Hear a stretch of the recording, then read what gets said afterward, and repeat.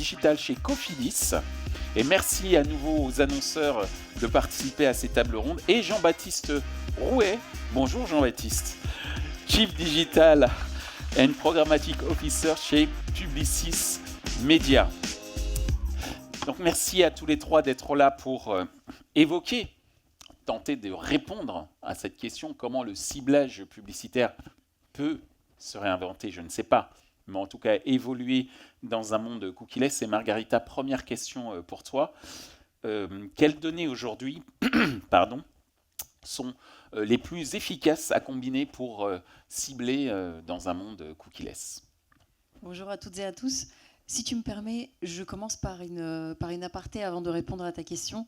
Et je reviens sur la récente annonce de Google qui me semble très importante pour répondre à ta question. On l'a beaucoup évoquée aujourd'hui, mais elle est importante et je trouve primordiale pour notre marché. Ça fait à peu près 5 ans qu'on a des va-et-vient, qu'on a un monde qui se complexifie tous les jours, ce qui est une énorme pression pour les adtech d'un côté, mais aussi pour les annonceurs, pour les agences, pour les éditeurs. En fait, finalement, pour tout le marché qui fait une course contre la montre, à globalement tous les 6 mois refaire un nouveau développement et repartir après très rapidement dessus. Sans compter les investissements que ça nécessite. Exactement. D'un point de vue financier, d'un point de vue humain, temps. Et on peut se demander parfois si ce n'est pas des investissements à fond perdu. Je pense que non. Mais après... Non, il reste toujours quelque chose, mais n'empêche que c'est des investissements et des investissements permanents. Donc je pense que l'impact de cette annonce sur le marché est très important, et notamment pour stabiliser notre marché, qui en a besoin en ce moment particulièrement. Et justement, ça donne un signal aussi, on le pressentait, hein, on a vu quand même beaucoup de choses ces derniers temps, l'assouplissement sur le fingerprint, la condamnation d'Apple, aussi les résultats de la Privacy Sandbox, ça a annoncé aussi, je pense, cette décision-là. Mais ça nous montre quelque chose, et on en a parlé tout à l'heure, le cookie est là pour rester encore un petit moment. Ça veut dire qu'au-delà du fait de se dire comment on fait du cookieless, c'est comment on redistribue les cartes pour qu'on intègre le fait qu'il fait encore partie du jeu et qu'il en fera partie pendant un petit moment. Et il y a encore de l'efficacité dans le cookie, et ça on le voit énormément sur le marché. On fait beaucoup de tests cookieless, mais on est loin d'avoir industrialisé à grande échelle les stratégies purement cookieless, sans faire du cookie tiers du tout. Il y a encore des cas d'usage sur lesquels il est particulièrement nécessaire. Ça n'enlève pas l'apport effectivement des ID, de toutes les alternatives, mais ça nous montre une chose, et j'apporte ma pierre à l'édifice par rapport à la table ronde précédente. Ça nous montre ça, effectivement, qu'il faut réfléchir en mode hybride. C'est qu'il faut travailler les données en fonction des besoins. Et l'important, c'est que c'est le consommateur qui donne le ton. En fait, finalement, c'est lui qui décide à quoi il veut consentir. Il veut du cookie, il est d'accord au cookie, il est d'accord aux ID, ou il est d'accord sur rien du tout. Et en fait, finalement, on a le ciblage contextuel qui vient ici combler. Il y a bien sûr les first party cookies, il y a les besoins aussi des annonceurs. Donc tout ça, en fait, fait ce panachage dont on vient de parler, et cette hybridation qui est particulièrement importante pour le marché. Moi, j'ajoute juste une condition. Cette hybridation-là n'est possible qu'à une seule condition, et une très importante, c'est la condition de la mesure. C'est que les annonceurs en face soient dotés des solutions, des technologies qui leur permettent d'identifier l'impact du cookieless. Parce que c'est très bien de faire l'hybridation, de les mettre en place, mais si en face, on reste sur des outils standards du marché, dont la plupart fonctionnent encore beaucoup par cookie tiers ou énormément par modélisation, on en a parlé tout à l'heure, qui représentent plus qu'à la mesure, et on se pose la question effectivement exactement de ce qu'on a comme résultat derrière, on ne peut pas mesurer l'impact du cookieless ni de l'hybridation. Merci Margarita. Alors Jenny, tu représentes Cofidis, et merci à nouveau d'être ici. Bonjour Michel, bonjour à tous.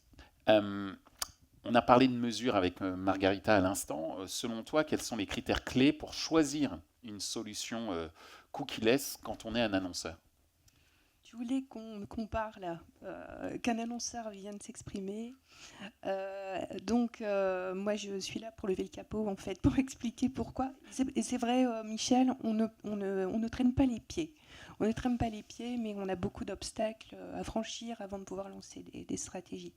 Donc, les critères, pour expliquer un petit peu comment on fonctionne chez Cofidis, on est toujours en observation sur ce qui se passe sur le marché, etc. On regarde les solutions, on n'hésite pas à travailler en direct également avec elles. Les solutions technologiques. Les solutions tech, D'accord. ouais, complètement. Et puis, c'est vrai qu'on peut dire qu'on a une position assez confortable chez l'annonceur quand on va faire notre bench. C'est que les solutions, elles viennent directement vers nous. On n'a pas trop à chercher. En général, on est connu pour ça. Donc, ça vient assez facilement, puis on n'a plus qu'à faire le choix. Je n'oublierai pas de t'appeler, le cas Si tu veux. Et donc, le premier critère sur lequel on va étudier les solutions, c'est forcément l'aspect de conformité, la RGPD. Il faut que la solution elle respecte la privacy des utilisateurs. Et on va tout simplement, je t'explique le processus, adresser les dossiers au DPO. Donc, pour adresser les dossiers au DPO, il faut quand même faire un effort de vulgarisation parce qu'un DPO parle un langage DPO. Il faut expliquer la complexité technique, etc. Donc, vulgariser et faire preuve de beaucoup de pédagogie. Puis, on va dire que le DPO a un logiciel plus réglementaire et légal que technologique, et il faut lui expliquer les tenants et aboutissants de l'utilisation d'une technologie donnée sur les implications que ça peut avoir sur un plan réglementaire ou légal. C'est ça, tout à fait. Le deuxième critère pour sélectionner une solution, c'est qu'elle puisse s'intégrer facilement à notre écosystème outil, qu'on puisse la brancher. Quand on parle de branchement, ça implique un côté technique parce qu'il faut implémenter des traceurs. Voilà. C'est ce qu'on évoquait tout à l'heure avec Aude qui expliquait que les annonceurs doivent se muscler d'un point de vue performance technique ou technologique au niveau de leurs équipes. Et plus la solution va sous l'angle de la précision, plus c'est complexe parce que tu dois poser non seulement des traceurs sur ton site, mais en plus les implémentations techniques quand on appelle les ID alternatifs, ou alors qu'on veut travailler avec des solutions d'email lâché par exemple, sont beaucoup plus complexes. On passe en dossier sécurité. Tout ce qui est, on travaille dans un groupe Donc bancaire. après le DPO, on passe dans le bureau de la sécurité. C'est les étapes à franchir et c'est la procédure. On est comme ça, on la suit, on est obligé, on travaille dans un groupe bancaire, il faut qu'on sécurise. Exactement, ça, vous touchez quand même un sujet sensible, à savoir notre argent. Oui, et puis on respecte les utilisateurs, mais il n'y a pas que ça. Enfin, en termes de sécurité informatique, il faut mettre les barrières là où il faut. On respecte tout ça. Donc voilà, deuxième point d'étape, c'est cette validation de sécurité où effectivement il faut encore en plus être pédagogique, vulgariser, mais en plus adopter un langage plus technique pour pouvoir descendre dans les fonctionnalités en fait, de ce qu'appellent les traceurs, etc. C'est pas le même schéma technique qu'on va adresser au DPO. Il faut s'adapter au discours à chaque fois. On parlait d'empathie opérationnelle tout à l'heure. Oui, alors justement, ça rejoint complètement ce que disait Aude tout à l'heure parce qu'on est aussi dans une hybridation des compétences où notre métier, en fait, devient hybride et on prend beaucoup de temps en fait dans nos missions pour accompagner tout ça, pour expliquer, pour faire de la pédagogie. 50% du temps peut-être sur une journée. Tu passes 50% de ton temps en réunion, quoi. Voilà, c'est pas non, non je plaisante. C'est pas de la réunion, mais c'est beaucoup de dossiers en mode pédagogue. Pédagogue, et puis beaucoup de dossiers techniques, informatiques, qu'il faut préparer, et administratifs, beaucoup de choses administratives. Mais voilà, c'est pas grave. Le troisième critère, et on en vient, c'est la possibilité de maintenir les ciblages pour une solution. Et donc, pour cela, pour maintenir les ciblages et puis pouvoir continuer à cibler correctement, on doit forcément nourrir les segments. On appelle de la data sémantique, on appelle de la NLP, ou alors on appelle... NLP c'est Natural Language Processing, pour analyser les contenus dans le ciblage page. contextuel sémantique. Voilà. Et donc, qu'est-ce qu'on appelle aussi Margaritaine, moi le temps passe, mais en tout cas, oui, ce qu'on justement, comprend... ça me stresse. non, il ne faut pas stresser, c'est hyper important. Voilà. La parole des annonceurs est rare, et ce qu'on constate, grâce à toi, c'est qu'effectivement, une connaissance, une compétence d'un point de vue technique au sein de l'annonceur est clé pour pouvoir justement, j'allais dire, naviguer dans les nouvelles contraintes cookie-less. Mais j'aimerais aussi passer la parole à Jean-Baptiste, sauf si peut-être tu veux terminer sur ce point-là, Jenny. Dernier point d'étape, c'est faire comprendre ça à nos décideurs. Quand on va négocier les budgets, pour les plans de campagne, il faut tout expliquer encore une fois. Sinon, ça ne fait pas sens. On est marketeur et on arrive à parler du ciblage, mais traduire encore tout ça, NLP, voilà, simplement ce que c'est. Donc il faut faire preuve de pédagogie, d'empathie, il faut faire de la vente, enfin bref, il faut être hybride dans pas mal de compétences. Donc Jean-Baptiste, merci d'avoir accepté notre invitation. Je vais te poser une question qui a l'air un peu bateau, mais qui est quand même assez centrale. C'est comment le cookie-less, chez Publicis Media notamment, a changé la façon de structurer les stratégies d'achat média. Bonjour à tous. Alors, je vais adapter ma réponse à ce qui vient d'être dit, je pense. Je ne vais peut-être pas répondre à ta question tout de suite. Tu fais comme tu le souhaites. En fait, trouver des solutions sur le ciblage, c'est un chantier qu'on a amorcé, effectivement. À partir du moment où la régulation et le RGPD est rentré en vigueur, on a identifié, en regardant aussi l'usage et l'évolution de l'usage du conso, qui migrait du PC vers le mobile, puis maintenant la CTV, qu'il fallait trouver une currency commune à l'ensemble de ces devices, à l'ensemble de ces leviers. On a 4 leviers aujourd'hui. Le retail, c'est le dernier qui est arrivé. Et aux 3 grands objectifs des marques, le branding, l'acquisition, l'engagement, la connaissance, la découverte d'un produit, et puis la vente et le retargeting. Donc on a fait l'acquisition d'Epsilon pour se doter d'un graph ID, d'un IT déterministe persistant, qui est d'ailleurs un ID qui porte aussi des attributs. C'est le seul ID aujourd'hui sur le marché qui à la fois compte des individus et permet de les dédupliquer cross-canal, mais aussi d'avoir des attributs qualificatifs. Donc d'aller au-delà du simple comptage et de pouvoir, récemment avec le rachat de l'Otame, mais aussi des partenariats. C'est ce qui a fait l'actualité, mais on a énormément de partenariats d'enrichissement connaissance client, auquel on ajoute la connaissance client de nos annonceurs. Donc cette approche-là, c'est vraiment de mettre un peu d'ordre dans le Messi funnel, de suivre le conso, enfin de le suivre. C'est pas au sens traqué, c'est vraiment plutôt cibler les bonnes personnes, et c'est pouvoir mesurer. Ça a été dit par Jenny et Margarita, la mesure, c'est indissociable. À la limite, il vaut mieux mesurer que mieux cibler. Parce que derrière cet investissement que font les marques dans des objectifs de branding ou de business qui sont souvent les mêmes, c'est hyper important de savoir où tu mets ton argent et quelle est la bonne moitié, et faire en sorte que la fameuse deuxième moitié soit utile. Ça, c'est le premier layer, c'est la connaissance. C'est avec du reach, l'idée c'est d'être au moins aussi fort que les GAFA. La force des GAFA, c'est qu'ils sont mono-device.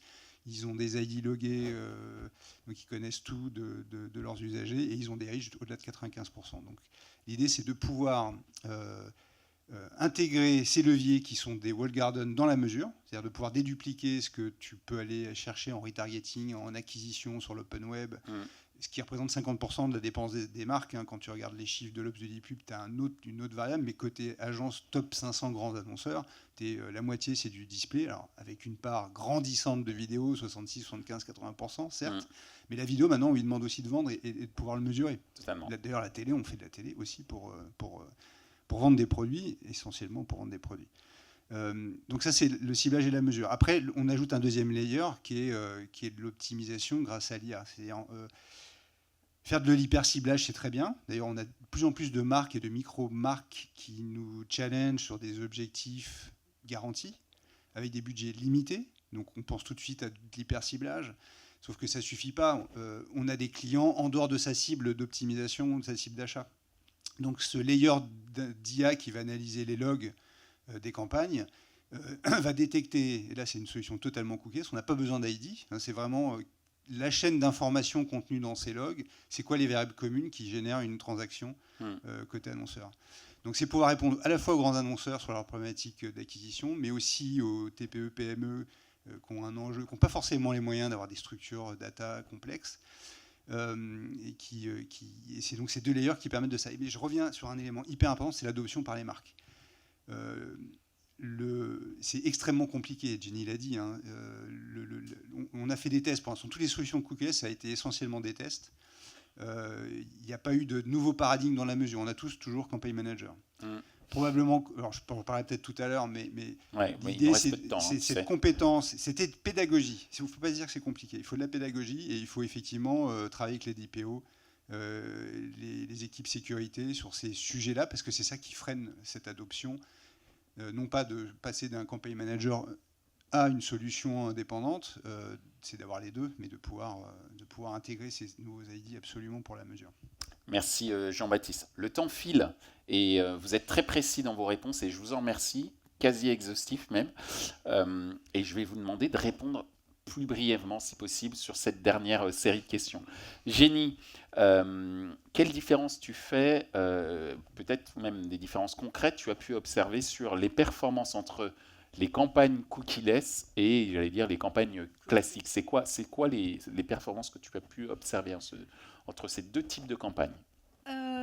Dès lors qu'on a fait nos campagnes, dès lors qu'on a commencé nos campagnes cookie-less, c'était déjà il y a 5 ans, hein, Margarita, on a pu observer qu'on avait pu gagner du terrain sur les nouveaux navigateurs, enfin pas les nouveaux, ils étaient déjà là, mais on avait pu regagner du terrain pour adresser sur Safari, Firefox, etc., mais avec beaucoup de déboires en fait pour mesurer derrière. Pourquoi? Tout simplement parce que annonceurs héroïstes, on avait l'habitude d'aller mesurer la performance. Et on n'activait d'ailleurs que des campagnes à la perf avant. Donc voilà. Ensuite, on a gagné en maturité, je pense. Puis on a réussi à quand même fixer des KPI adaptés sur nos campagnes cookie-less, un peu plus haut de funnel. Et brancher en fait les outils aussi qui pouvaient nous aider à mesurer tout ça. Maintenant, alors je me dépêche. Non, il faut que tu sois précise. Oui. Prends ton temps pour être le plus précis possible. Alors, c'est vrai que maintenant, on a l'habitude de remonter des notions d'attention aussi sur nos campagnes, ou alors d'empreinte carbone aussi, on l'a fait également. D'où justement la suggestion qui a été faite sur je sais pas tous les termes, mais en tout cas sur l'impact carbone et entre guillemets le retour sur investissement versus impact carbone. Et c'est même pas retour sur investissement, c'est retour sur l'attention. C'est-à-dire quelle est l'attention que l'on peut soutirer d'une campagne tout en mesurant l'impact carbone qu'elle peut avoir. Oui, complètement. Tout ça pour valoriser les budgets, pour valoriser les campagnes et pouvoir négocier les budgets derrière. Sur les campagnes cookie-based, c'est simple. On va donner un objectif au DSP, il va travailler concrètement sur un objectif de performance, on va chercher le CPA, donc il n'y a pas de sujet. Malheureusement, cette campagne-là, elle ne va pas couvrir tous les users qui sont sur Safari Firefox parce qu'il n'y a pas les signaux. Voilà. Alors, on peut dire que ces deux campagnes-là, elles sont finalement complémentaires. On continue à adresser en cookie-less et on continue à adresser en cookie-based parce que maintenant, on sait qu'on peut toujours les utiliser. L'idée, en fait, c'est l'hybridation. Margarita, on a fait notre premier test d'hybridation en fin d'année dernière. Ça nous a valu un prix, d'ailleurs. Merci beaucoup. C'était sympa. Et l'idée, c'est pas de croiser les signaux au sein des stratégies. Sinon, on ne mesure rien. On ne mesure rien, on n'a pas de KPI qui sont significatifs. Margarita, comment rendre les stratégies cookie-less réellement activables, mais cette fois-ci à grande échelle? Parce que justement, à force de vouloir cibler, on risque de tomber dans le piège du très petit volume qui, derrière, en termes d'efficacité marketing, n'est pas forcément un choix des plus pertinents. Donc, comment rendre les stratégies cookie-less réellement activables, mais cette fois-ci à grande échelle? La réponse que j'ai envie de te donner, c'est les deux choses dont on vient de parler. D'abord, cette hybridation-là, c'est-à-dire de s'adapter réellement à ce que veut le consommateur, ce qui permet, ce dont parlait Jenny, effectivement, d'aller sur les navigateurs sur lesquels on n'a pas d'autre signal, donc notamment d'utiliser les identifiants universels, d'utiliser le contextuel, mais de sortir de cette idée qu'on avait jusqu'à présent, qui était de travailler en silo. On avait une campagne cookie, une campagne cookie-less, les deux ne se parlaient pas, on n'avait aucun échange entre les deux, et on l'a vu avec ce que Jenny vient de nous dire, c'est très complexe pour les annonceurs d'identifier l'impact exact de ces campagnes-là. Et finalement, ce qui intéresse un annonceur, c'est ça, c'est l'impact, c'est le ROI qu'on retire d'une campagne. L'autre réponse, c'est la mesure. On va y revenir, je pense, beaucoup aujourd'hui. Malheureusement, encore beaucoup d'outils du marché. Tu as parlé de CM. On a d'autres aussi, ils sont encore basés sur le cookie tiers, sont basés sur beaucoup de modélisation, mais n'exploitent pas tous les signaux qu'on peut avoir.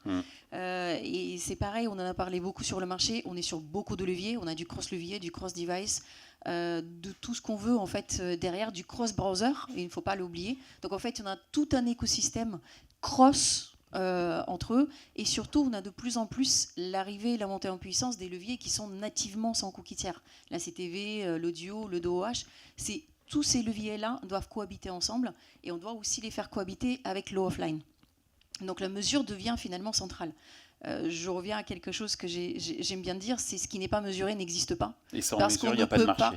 Exactement, parce que derrière, l'annonceur ne peut pas démontrer son efficacité et ne sait pas exactement l'impact que ça a sur son business.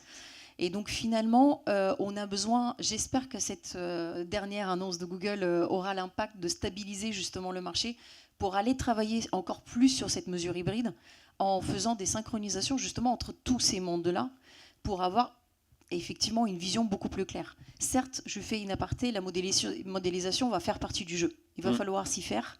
La mesure déterministe dont on avait besoin jusqu'à il y a peu n'existe plus. On a besoin de modélisation, on a besoin d'agrégation de données pour avoir une idée claire, mais néanmoins, on a besoin d'outils qui sont capables de nous donner la vision complète de A à Z. Merci Margarita. Jean-Baptiste, tu as le mot de la fin avec une question, comment dire, qui est peut-être un petit peu trop... Pose-la vite, il ne reste plus beaucoup de temps. Ouais, donc la question, on va dire, c'est est-ce que le contexte, parce qu'on en a beaucoup parlé, est-ce que le contexte est en train de devenir le signal central pour piloter des campagnes ? Ouais, alors... Parce qu'on a dit qu'il y avait un impact ce matin sur l'attention. Tu me voles des secondes. Hein, ouais, non, prends le temps que tu veux, parce que je crois que, mesdames et messieurs, n'osent pas poser de questions, donc je vais prendre les 5 minutes qui restent, mais tu ne fais pas en 5 minutes quand même. Mais tu as le temps de répondre. Ouais. Alors, le contexte, on en faisait, c'est le début de l'achat média, c'est le média planning, on faisait comme ça avant. Hein, on sélectionnait des audiences par rapport à l'affinité du lectorat des sites sur lesquels on était. On continue à en faire. Quand le programmatique est arrivé, on parlait d'hyper-ciblage, mais il y a des marques qui ont besoin de contexte. Dans le cadre d'une campagne, on a des environnements contextuels. Quand on est sur du foot, de l'auto, même sur des produits financiers, évidemment, on favorise toujours ce contexte. C'est hyper important que la marque parle dans le contexte. A priori, on a des clients potentiels qui s'intéressent au sujet. Donc l'environnement contextuel est hyper important, mais ça ne suffit pas à faire le reach. Et il faut aller au-delà. Donc le contexte, on en faisait, on en fait et on continuera à en faire, mais ça ne peut pas remplacer. D'abord, c'est juste du ciblage affinitaire, ça ne fait pas le reach et ça ne permet pas de faire de mesure. D'ailleurs, c'est assez difficile à mesurer. Si on n'a pas de variables dures qui permettent de mesurer. Donc le sujet existe. On parlait beaucoup de data, de ciblage, de mesure. Il y a aussi l'idée créative. Enfin, on le voit dans les pitchs et dans le succès des campagnes. C'est ce que disait François tout à l'heure. Alors, je suis arrivé un peu en retard, je n'ai pas entendu, mais effectivement, l'orchestration aussi du message et du contenu, parce que finalement, le conso, c'est ça qu'il regarde, il voit. Hein, qu'il soit sur un mobile, sur tel site, c'est pas ça qu'ils veulent faire décider d'acheter, c'est vraiment comment la marque lui parle et quel est le message, quel est le call to action. Donc c'est tous ces ingrédients qu'il faut mettre ensemble. Et sur la mesure, je reviens un peu là-dessus, c'est-à-dire Campaign Manager, Flash Talking, c'est des solutions qui sont intéressantes et il ne faut pas les débrancher. Mais l'idée là, on est vraiment sur une industrialisation de la mesure et il faut changer vraiment côté annonceur de système et il faut s'équiper, c'est-à-dire avec des nouvelles solutions. On va être obligé de mettre les mains dans le cambouis et analyser de la data, hard data, parce qu'il n'y a pas de reporting qui existe aujourd'hui sur des ID. Des ID qui soient cross-levier. C'est pouvoir dédupliquer le search du social avec le retail et le display. Il faut des intégrations de JavaScript sur les sites des annonceurs. Il faut un ID pour pouvoir réconcilier les ventes online. Et il y a plein d'annonceurs qui font pas de business online, donc il faut pouvoir récupérer les données offline. Ouais. Donc le CRM, la base CRM, c'est hyper stratégique là-dedans, dans une mesure qui permet de dédupliquer et l'efficacité à la fois de son dispositif média offline et online, sur ses ventes offline et sur ses ventes online. Mais il faut s'équiper, on parlait de talent tout à l'heure, effectivement aussi chez l'annonceur, ça nécessite une intégration, donc des compétences internes, ça ne peut pas être sous-traité totalement. Et ça promet de longues discussions, mais clairement une inertie aussi. Quand on regarde les solutions d'ID indépendants, aujourd'hui, il y a très peu d'annonceurs qui ont signer des contrats en dur, parce que les discussions prennent 6 ou 8 mois avec les DPO, et que c'est assez récent. Et après, il faut faire des intégrations techniques et il faut construire sa nouvelle mesure. Merci Jean-Baptiste, merci Margarita, merci Génie, à nouveau pour nous avoir expliqué comment Cofidis, qui je le répète, est un acteur clé, même exemplaire en termes d'activation, d'acquisition online depuis plusieurs décennies. Je ne le dis pas ça par flagornerie, mais un certain nombre d'éditeurs ou d'agences, ou en tout cas d'éditeurs avec lesquels Cofidis travaille, démontrent votre exigence en termes de résultats et de performance, et merci de nous avoir expliqué ce qui se passait en coulisses notamment. Est-ce qu'au niveau du public, vous avez des questions ? Toujours pas. En tous les cas, merci à vous trois, merci pour votre participation et nous avoir éduqués, éclairés sur ces questions autour de l'avenir du ciblage.